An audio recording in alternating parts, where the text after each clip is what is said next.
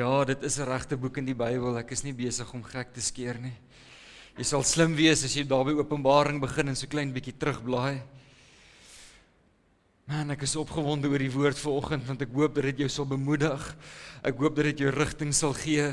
Ek hoop dat dit iets van die onsekerheid sal wegvat. En so ons gaan so 'n bietjie praat oor bly op koers. Dis 'n lekker woord daai, is dit nie?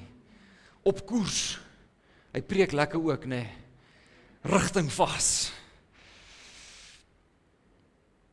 Mag die Here vir ons genadig wees en vir ons help in hierdie oggend. Ek wil reeds vir jou sê, dat ek hoop dat jou hart by hierdie plek van aanbidding sal bly, want om te aanbid is om oor te gee. Soos dat ek die woord bedien, bid ek dat jy regtig sal oorgee. Maar meer as dit ook nou wanneer ons verder gaan, die laaste lied van aanbidding doen, hoop ek dat, en vertrou ek, dat die Gees van die Here ook jou hart op 'n besondere manier sal bedien. Die boek van Judas, ek hou daarvan om met Judas uit te preek, want dis baie waarhede om hier te leer. Maar Judas bevind homself op 'n baie netelige plek, 'n bietjie van 'n moeilike plek terwyl hy hierdie brief skryf. In vers 3 sê hy die volgende, nou ons gaan lees van vers 17 af, maar hoor net eers wat sê in vers 3. Hy sê, geliefdes, terwyl ek alle ywer aanwend om aan julle oor ons gemeenskaplike saligheid te skrywe. So hy sê, ek beywer myself. Hy maak moeite, hy beywer homself om met hulle te skryf oor hulle gemeenskaplike geloof. Met ander woorde oor die kruis en oor die doop en die wonderlike van die woord, ons gemeenskaplike geloof, ons saligheid. Hy sê, het ek dit noodsaaklik gevoel om julle deur my skrywe te vermaan, om kragtig te stry vir die geloof, wat hierdie is belangrik, eenmaal aan die heiliges oorgelewer is. En so hier is 'n bietjie Afrikaanse vertaling van wat Judas probeer sê. Hy sê, geliefdes, ek wil baie graag vriendelik gewees het, maar ek het nodig om julle te sê, daar was eendag, was hierdie geloof van julle gedeponeer aan die heiliges. Maar dan gaan hy nou 'n bietjie verder, en ek gaan nou nie al dit lees nie, maar hy sê, maar hierdie geloof het verander in iets. En dan verduidelik hy 'n paar, hy herinner hulle aan 'n paar goed. Maar hier van vers 17 af, gee hy vir ons die antwoord. Hartklop gemeente, vanoggend praat ek nie met mense wat onlangs Jesus gekies het nie. Ek praat met mense wat met koers vas bly. Ek praat met jou vanoggend wat die Here dien. Ek praat met jou wat gekies het om die Here al te dien. En ek wil jou sê, dis baie belangrik dat jy op koers sal bly en nie sal opgee nie. Jy sien, dis 'n baie gevaarlike seisoen, is die seisoen net na die oorwinning. Omdat ek nie noodwendig so op my hoede is, soos wat ek behoort te wees nie.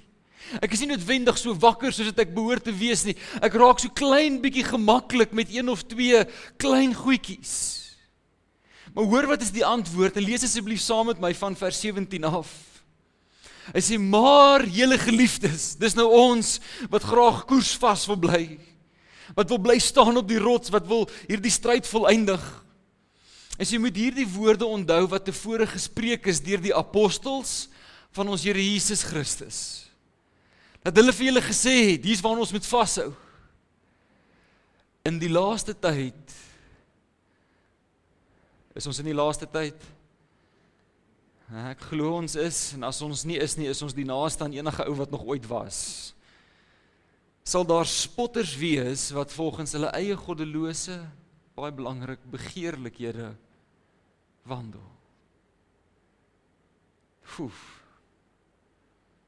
sê, dit is hulle wat skering maak. Sinnelike mense, wat die gees nie het nie. Hy sê, maar julle geliefdes, dis nou ek en jy.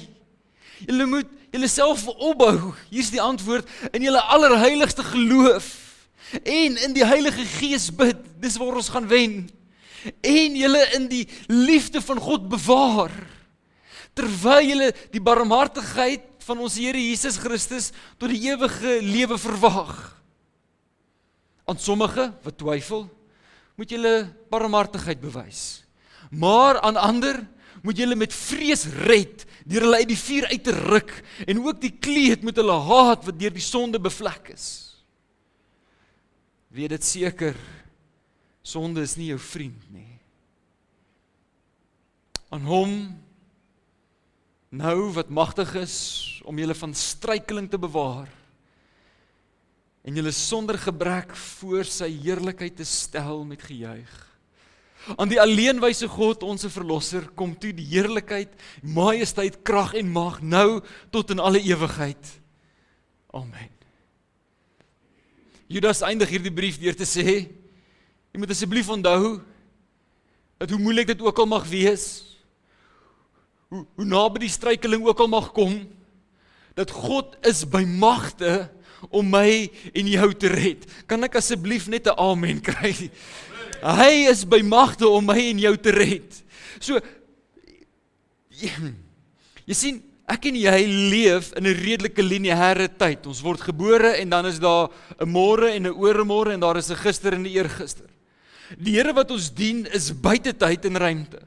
Wat beteken dat van die begin van jou lewe tot aan die einde van jou lewe het hy alles gesien, en dieselfde beloftes wat hy vir jou gemaak het aan die begin, geld ook vir die einde. Jy sien, dis vir my en vir jou wat dit moeilik is, wanneer dinge moeiliker is. Maar, vir God is dit nie nuwe nuus nie. Kan ek so klein bietjie my hart op die tafel sit, dat hierdie week wat verby is, het sy unieke uitdagings gehad. Ek moes in die week wat verby is, stry, saam met mense, wat deur moeilike seisoene gaan. Op persoonlike vlak, op besigheidsvlak, met hulle kinders, met hulle ouers. Ons moes vir Marius ons laaste salieer gee. Ek noem sommer vir jou, as jy dalk nie die diens kon bywoon nie, ek het gesien, daar lê nog begrafnisbriefies daar agter by die inligtingstoonbank. Jy is welkom om vir jou een te vat. Maar dit was in hierdie emosie, dis in hierdie proses, wanneer ons moet stry vir ons huwelik, stry vir ons besigheid, stry vir ons kinders, stry vir ons ouers. Wat ek agtergekom het, dat die versoeking is daar om nie heeltemal koersvas te bly nie. En is uit hierdie plek uit wat ek jou hart wil bedien, en vir jou sê, liewe gemeentelid, liewe hartklop gemeente, kom ons hoor, wat is die raad wat Judas vir hulle gee, en kom ons doen dit toe, kom ons pas dit toe in my en in jou lewe. En so hy waarsku ons in vers 18, in die laaste dae, daar sal spotters wees, maar daar sal ook hierdie mense wees, wat volgens hulle eie goddelose begeertes wandel. En so die eerste ding waar ek met jou wil praat, is dat ek en jy moet reg wees om weg te draai. En wanneer ek dit sê, dan bedoel ek om weg te draai van dit wat verkeerd is. Jy sien, dit is baie belangrik dat ek en jy sal onthou, dat is een ding om ja te sê vir dit wat reg is. Maar daar is net een manier om regtig ja te sê vir dit wat reg is, en dis wanneer ek nee sê vir dit wat verkeerd is. Nou Rob Bell vertel 'n baie great storie, van toe hy eendag saam met sy seentjie op die strand geloop het, die eerste keer wat hulle so 'n bietjie op die strand geloop het. En terwyl hulle op die strand loop sy seentjie, en hy tel skulpies op. En dit is nou hierdie wonderlike, jy sien nou hierdie prentjie, nee. Hierdie wonderlike gesinnetjie, wat vol vreugde en glimlag op die strand loop, en die klein seentjie wat loop en skulpies optel. En alhoewel die skulpies nie noodwendig sleg was nie, op 'n stadium sien sy seentjie 'n seester, en sy wêreld verander, want hy het nog nooit 'n seester gesien nie, wat op die strand uitgespoel het. En hy hardloop met sy kosbare skulpies na sy pa toe.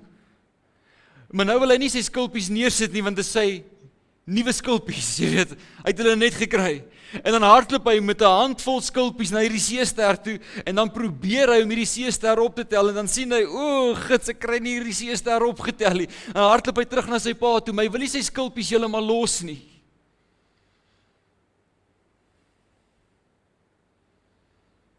Wil hy met my hoor? Wanneer ek en jy regtig ernstig is oor die beloftes van die Here, kan ons nie vashou aan die skulpies, terwyl ons die sterre wat daar is, moet optel nie. Daar is sekere goed, wat as ek en jy gaan kies om daaraan vas te hou, gaan ons nooit die beloftes wat die Here vir ons instoor het, kan inneem nie. Hoor wat sê Jakobus 1:14, hy sê, maar elkeen word versoek. Hoe lyk die versoeking? As hy deur sy eie begeerlikhede weggesleep en verlok word. Nou die Engels wat daai verlok sê, enticed. Ons eie begeerlikhede. Jy sien, dis waar ons versoeking lê, dis waar ons uitdaging lê. En so ek wil hê, jy moet my mooi hoor, so ek wil nou hier onder kom loop, dat ek iets baie mooi kan verduidelik. Is dat die reëls en die beginsels van die Bybel tel, solank as wat ek en jy op pad is in 'n rigting, en hierdie rigting loop saam met Jesus. Met ander woorde, ons kan staan op sy beloftes, ons kan staan op sy woord, wanneer ek hom pursue. Maar wanneer ek die dinge van die wêreld, wat dan nou hierdie rigting sal wees, pursue, kan ek nie die Bybel vat en allerhande skrifversies wil gebruik om my te help om eintlik hier uit te kom nie. Jy sien, hierdie lewe, hierdie rigting, is ek sit my alles op die altaar vir Jesus. Ek gee alles prys. Dit maak nie saak wat ek het nie, dit maak nie saak hoe dit is. Ek gee dit prys want ek is besig om agter Jesus aan te hardloop. En wat ook al die prys is om te betaal, en wat ook al ek moet los om daarby uit te kom, ek gaan nie ophou nie. Nou hoor mooi, ek wil nie met my verkeerd verstaan nie. Maar die realiteit is dit, ons kan nie agter Jesus aanloop en agter die wêreld aanloop terselfde tyd nie. Die een gaan in hierdie rigting en die een gaan in hierdie rigting. En so ek moet 'n keuse maak. Ek moet sê, Here, help my om los te wees van my eie menslike begeertes, sodat ek sinvol U kan volg. Ek moet 'n keuse maak om te sê, dat daar 'n sekere goed wat ek sal los, ek sal wegdraai van dit af. Het jy 'n genuine roeping, 'n roeping van die Here ontvang? Dan is daar sekere gedrag wat eenvoudig nie aanvaarbaar is nie.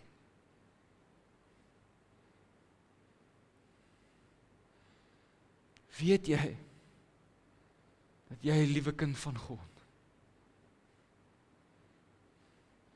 geroep is om mense se lewe beter te maak? Wat beteken dat daar sekere goed wat ek nee dankie voor moet sê. En so skielik is die gesprek nie meer, kan jy vir my 'n versie bring wat sê ek mag dit nie doen nie. Die gesprek is jy besig om effektief die liggaam te dien of nie?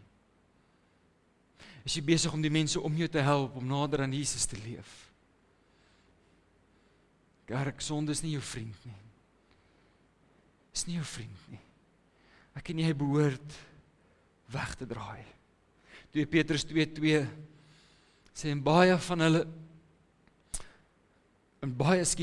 sal hulle verderflikheid of verderflikhede navolg, en om hulle ontwil sal die weg van die waarheid gelaster word. Dink net vir 'n oomblik daaraan.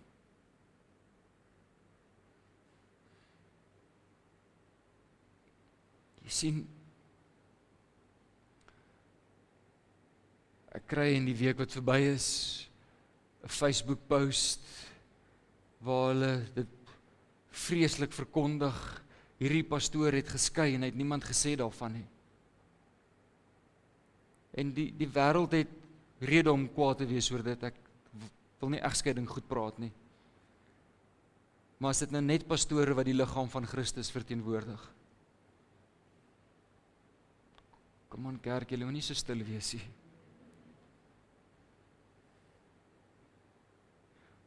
Wat sien die wêreld, meneer, wanneer hy die wêreld kyk hoe jy jou vrou hanteer? Wat sien hulle? belaster ons nie eintlik die weg, die liggaam van Christus? Is ons nie eintlik 'n skande vir die liggaam van Christus, wanneer ek en jy nie wys kies nie? Wys my die stel reëls wat vir my is, wat daar nie vir jou is nie. Wys my. Wys my in die Bybel, hoekom ek op 'n hoër manier beoordeel hoef te word as jy. Daar's geen. Ek is niks meer as jy nie. Al die reëls wat vir my geld vir jou ook. En die standaard wat jy vir my stel, wil ek vra, stel asseblief vir jouself ook. Want dis 'n gesonde standaard. Dat ek en jy uiters uitverkoop sal wees in die lewe. Maar jy sien, ons het hier die klein uitdaging, wat 'n huge uitdaging is. 'n Huge een. En weet jy waar ontmoet ek hierdie uitdaging die eerste? Die een rugby game wat ek in my lewe gespeel het. Daar is net een, en dit was hierdie een gewees. Daar was een, nou staan ons so in die kringetjie. Ons is nou pas hoërskool, ons gaan nou kringetjie. Nou ek wil net, moet my asseblief nie fire nie, Dennis, ek vra jou maar nou sit ons in hierdie kringetjie, nee. Tom, ek is jammer, ek sê jou net by voorbaat, ek is sorry, nee. Nou sê hulle nie, ons gaan nou kniel, nou ek en 15 ander manne, nou kniel ons, nee, nou is ons so. Nou lei iemand ons in gebed, en toe hy amen gesê het, toe sê die kaptein van die span, ek is jammer julle, toe sê die, nou eff ons hulle op.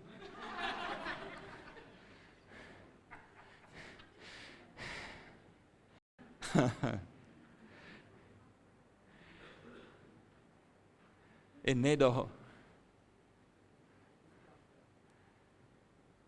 is die probleem van ons samelewing.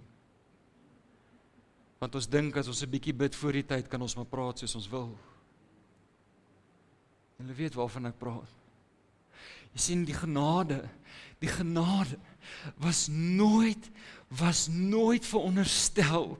Hoor baie mooi wat sê in vers 4 van Judas. Hy sê, wat die genade van ons God verander het in ongebondenheid en die enigste heerser God en ons Here Jesus Christus verloon het. Die genade was nog nooit bedoel om 'n pleister te wees vir my en jou, sodat ons kan aanhou sondig nie. Dit was nog nooit dit gewees nie.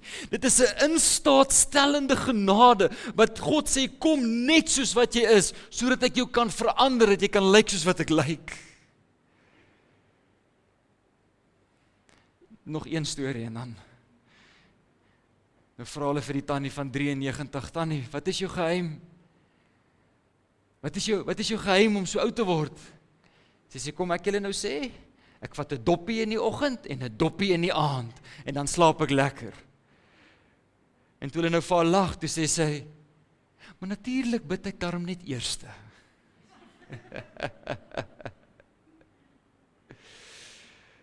Dit is humoristies, maar dit verklap ons hart.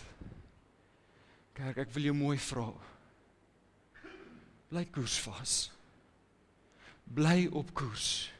Ek en jy hoef nie, ons moenie lyk soos die wêreld nie. Ons moenie soos die wêreld klink nie, ons moenie soos die wêreld ryk nie. Ons moet prioriteite moenie in lyn wees met die wêreld se nie. Ons is koersvas op pad na 'n dag toe wat ek voor my Skepper sal staan en daardie dag gaan dit regtig tel en daardie dag gaan dit saak maak.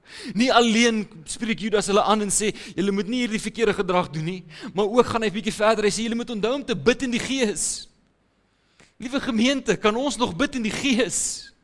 Jy sien, om te bid in die Gees is nie dieselfde as om te bid nie, dis nie dieselfde ding nie. Een is vleeslik en die ander een is geestelik. Paulus sê so, hy sê, met my verstand sal ek liedere sing en met my gees sal ek liedere sing. Hy sê, met my verstand sal ek bid en met my gees sal ek bid. So Efesiërs 6:18, nou wie van julle, ek hoop as iemand wat my kan sê, wat leer ons in Efesiërs 6? 'n baie bekende gedeelte. Wie het dit gesê? Was dit een ou gewees? Mooi Ollie. Meeste van ons stop wanneer ons die wapenrusting lees by vers 17. Hoor wat sê vers 18. Terwyl julle met alle gebed en smeking by elke geleentheid bid in die Gees. En juis daartoe waak om allerhande om daartoe en met alle volharding, dis om op koers te bly, en smeking vir al die heiliges. Ek en jy behoort te bid in die Gees. So wat presies is die verskil? Die een doen ek met my verstand en die ander een doen ek met my gees. Dit beteken ook om in tale te bid. Maar dis nou nie eksklusief net in tale bid nie. Ek kan ook met my gees bid, wanneer ek intentioneel bid. Wanneer ek uit 'n ander plek uit bid. Wanneer ek nie maar net besig is om deur 'n roetine te gaan nie. Jy sien, wanneer ons nou gaan eet en ons vat hande, en ek bid gou vir die kos, dan bid ek met my vlees. Ja, met my verstand. Wanneer ek langs my bed kniel en die Here smeek vir wysheid. En wanneer daar 'n uur en 2 verbygaan, en ek naderhand nie meer weet wat om te sê nie, dan begin bid ek uit my gees.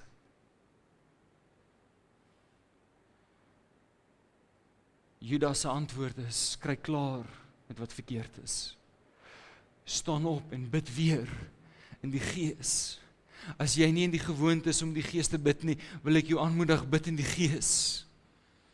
Dis wanneer ek en jy kies, om nie maar net oppervlakkige sielsgebede te bid nie, maar om toe te laat, dat ek uit my gees uit bid. Daar is ook 'n ontvangkant waar ek luister, en nie net die een is, wat praat nie. Jy sien, Johannes 4:23, wanneer hy dit sê, hy praat oor aanbidding met die vrou by die put, hy sê, maar daar kom 'n uur, en dit is nou, wanneer die ware aanbidders die Vader in gees, en in waarheid sal aanbid. Het jy geweet, dat dit is moontlik, om liedjies te sing, sonder om te aanbid? Dis moontlik. Die een is samesang, en die ander een is aanbidding. En die enigste verskil is, hoeveel ek oorgee, terwyl ek dit doen. Wat ek kies om op te fokus, terwyl ek dit doen. Jy sien, wanneer ek by samesang kom, en as ek net kan saam sing, en as ek nou nie kan saam sing nie, dan is ek nou upset, en dan sit ek nou, en dan is ek nou moeg. En die ander een is, Here, ek gee my lewe vir U. Praat U ook met my. Ons het wonderlike selgroepe, waar jy kan leer om in die gees te bid, by ons selleiers. Ons het donderdag aande 6:00 in die saal, 'n gebedsgroep, waar as jy weet hoe belangrik dit is, om te bid in die gees, wil ek jou uitnooi. Kan ek julle vertel, hier is my getuienis vir die week. Dit was 'n moeilike week met daai jonger billetjie van ons. 'n moeilike week. Donderdag aand, by die intercessor saam met ons, donderdag aand slaap hy vir die eerste keer in hoe lank deur. Tot nou nog toe, hy het tot gisteraand deur geslaap. Hoekom? Want ons het gebid in die gees. Ons het die Here vertrou. Dit vat 'n gehoorsame persoon om te sê, nie meer ek nie, Here, maar soos wat U wil. Daar is meer diepte as oppervlakkige gebede. En as jy wil koersvas bly, gaan jy moet leer hoe om te bid in die gees. En nou hier die baie belangrike deel. Wanneer hy in vers 23 sê, hy sê, en ander moet met vrees,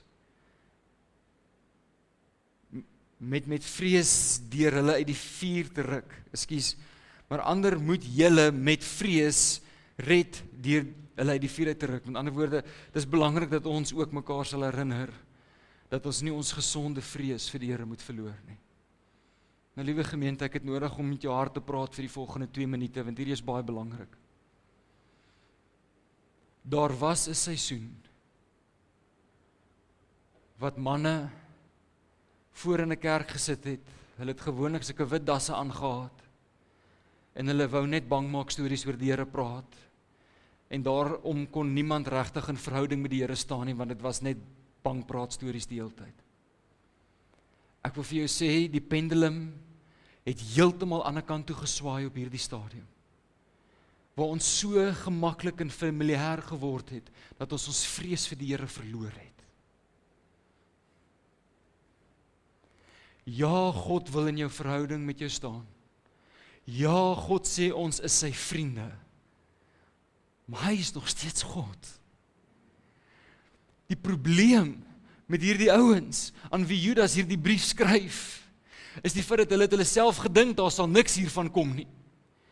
Hulle het hulle self oortuig, ek sal aanhou doen wat vir my lekker is, soos ek wil, wanneer ek wil, en God sal niks doen nie. Ek is die stem in die woestyn wat uitroep vandag en vir jou sê, stop dit.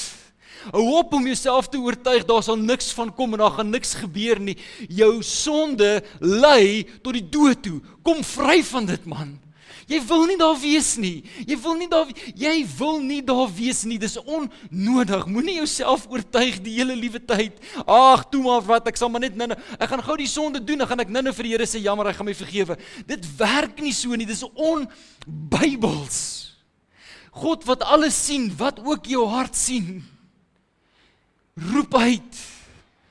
Moenie God verloon nie. Moenie die genade verander in ongebondenheid nie. Dit hoort nie so by ons nie. Moenie met 'n hart vol aanstoot neem, 'n hart vol aanstoot leef en almal anders ter blameer nie. Kom vry. Hoor hoe praat Korintiërs, dis die Nuwe Testament oor die vrees van die Here. Hy sê, terwyl ons dan hierdie beloftes het ons beloftes van die Here. Hy sê, terwyl ons hierdie beloftes het, geliefdes, laat ons van alle besoedeling van die vlees en die gees reinig. Laat ons die heiligmaking in die vrees van God volbring. Wil jy rein en heilig wees? Ek hoop jy sê ja. Eenkant gesit vir die Here. As jy dit wil hê, koester weer die vrees vir God. Weet dit seker, dat as ons vrees vir God verloor het, ek het julle al vertel, ek vertel jou weer.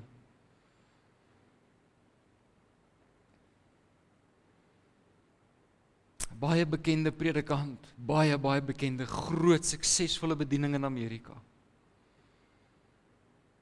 Toe hulle hom onderhoud en vir hom vra, wanneer het jou liefde vir die Here koud geword? Want hy het 'n buite-egtelike verhouding gehad. Toe vra hulle vir hom, wanneer het sy liefde vir die Here koud geword? Sy antwoord was, ek was nooit nie lief vir die Here nie, maar ek het my vrees vir God verloor.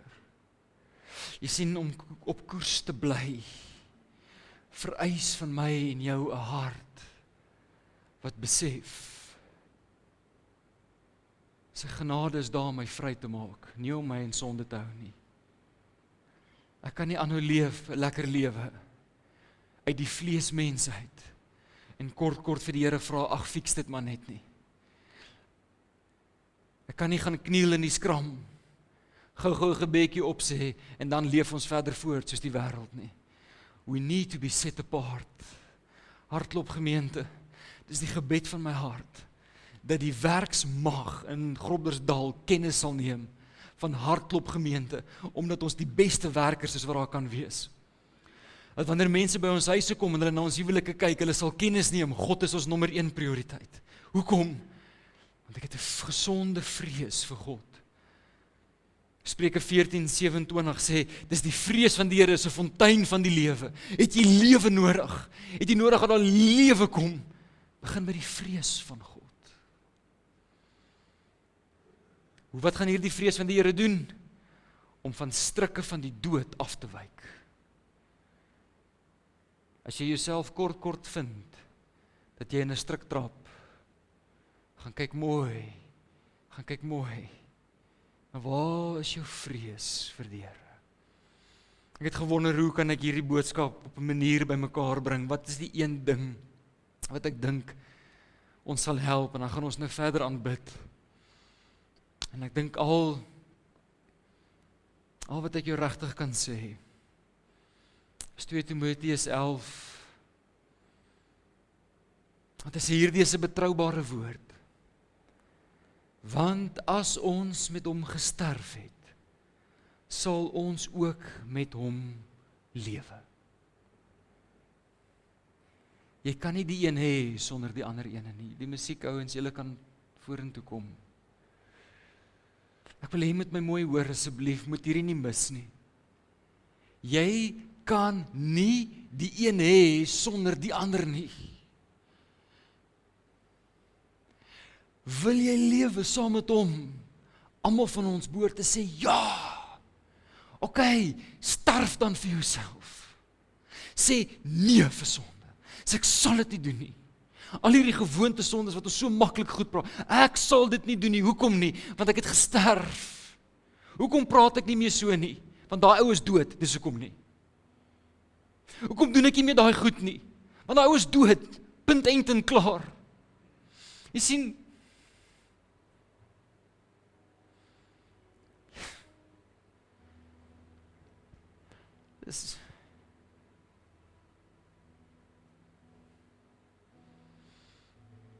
Dis een ding om dit een keer te kies. Dis iets anderster om op koers te bly. Ek wil jou vra, bly op koers. Bly net op koers. Moenie opgee nie. Moenie jouself vertel. En vir elke een van ons wat hier sit, is die prentjie anders. Dis anderster. Dis so uniek, soos ons neuse is. So uniek is dit wat ons anderster behoort te doen. Vir party van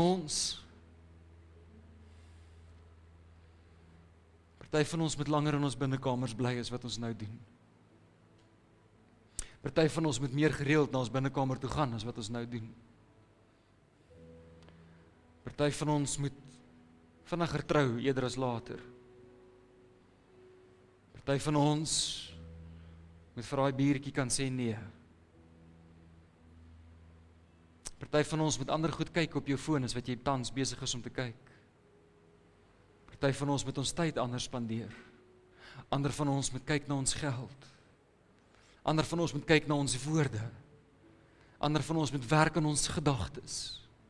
En ek kan nou baie lank aanhou. Hierdie lied, ek het gevra dat ons hierdie lied op die einde doen, want ek het nodig dat jy in hierdie oomblik erns sal meen met die Heilige Gees, sodat hy vir jou kan sê, what is the one thing? Wat is jou ding? Wat is jy tans hier is die 3 goed. Wat moet ek stop? Hoe moet ek meer in die Gees bid? En waar het ek my vrees vir die Here dalk verloor? Dis die 3 goed.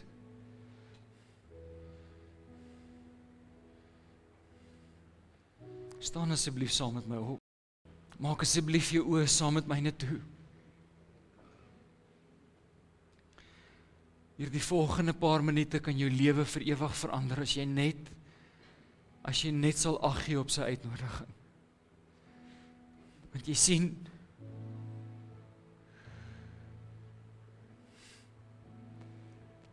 as ons gaan toelaat dat ons emosie ons lei, gaan ons swak besluite neem. Ons kan dit nie bekostig nie. As ons gaan toelaat dat ons vlees mens ons lei, ons kan dit nie bekostig nie. Ek en jy gaan moet toelaat, omdat ons aangedoen is met krag van bo.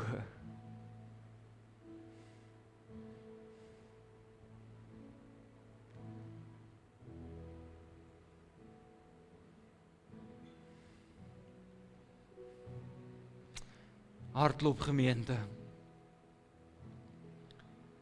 Ons kan nie toelaat dat die onsekerheid ons lam lê nie. Ons kan nie toelaat dat omdat ons onseker is van wat gaan môre gebeur, ons nie getrou is in die nou nie. En so ek wil jou uitnooi, soos ons hierdie lied sing, sit asseblief opnuut jou vertroue in die Here. Hy wat die dag van môre in sy hand het, sit asseblief jou vertroue opnuut in hom. Meer nog as dit, vra hom om jou te wys. Wat behoort jy vandag te verander? Vra hom om jou te wys. Hoe moet jy meer in die Gees bid? Vra hom om jou te wys.